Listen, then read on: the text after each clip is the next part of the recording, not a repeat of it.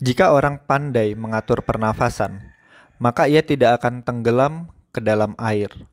Jika orang pandai dalam mengatur pernafasan, maka ketika terpukul, ia tidak akan mudah dijatuhkan.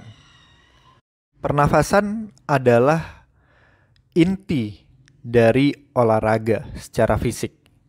Namun, yang jarang orang sadari, sebetulnya pernafasan juga bisa dipakai di dalam kehidupan sehari-hari untuk memperkuat mental.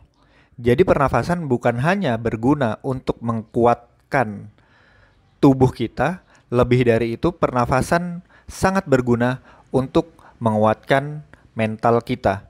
Coba saja lihat orang-orang yang kuat secara mental, para pemimpin. Mereka kalau umpamanya ketemu dengan masalah, mereka tetap bernafas dengan dalam, bernafas dengan tenang. Bukan seperti orang yang mentalnya lemah. Begitu kena masalah sedikit, stres, kita lihat dia langsung kayak orang ngos-ngosan.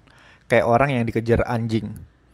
Salah satu hal yang paling sering saya ajarkan ke orang lain adalah rutin untuk bernafas dalam. Kenapa? Karena pada saat bernafas dalam, otomatis oksigen akan membanjiri otak. Dan hal tersebut akan meningkatkan suplai dopamin.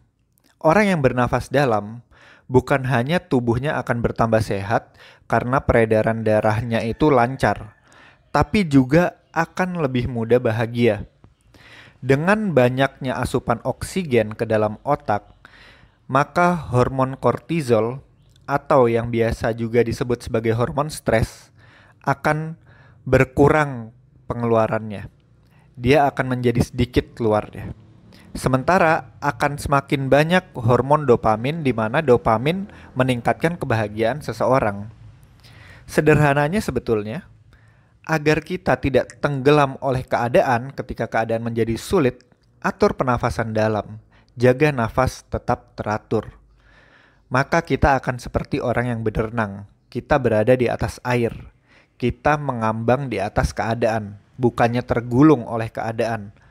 Bukannya ketika keadaan berubah, kita mendadak langsung murung, sedih, stres. Lihat aja orang yang sedih, yang stres itu nafasnya terpenggal-penggal. Nafasnya sangat pendek. Begitu juga ketika ada sesuatu yang berubah, keadaan seakan memukul kita, kita tidak mudah untuk terjatuh. Sebagaimana orang yang pandai dalam bela diri, dia selalu mengatur pernafasannya. Jadi ketika pukulan mendarat di perut, di dadanya, dia tidak langsung jatuh.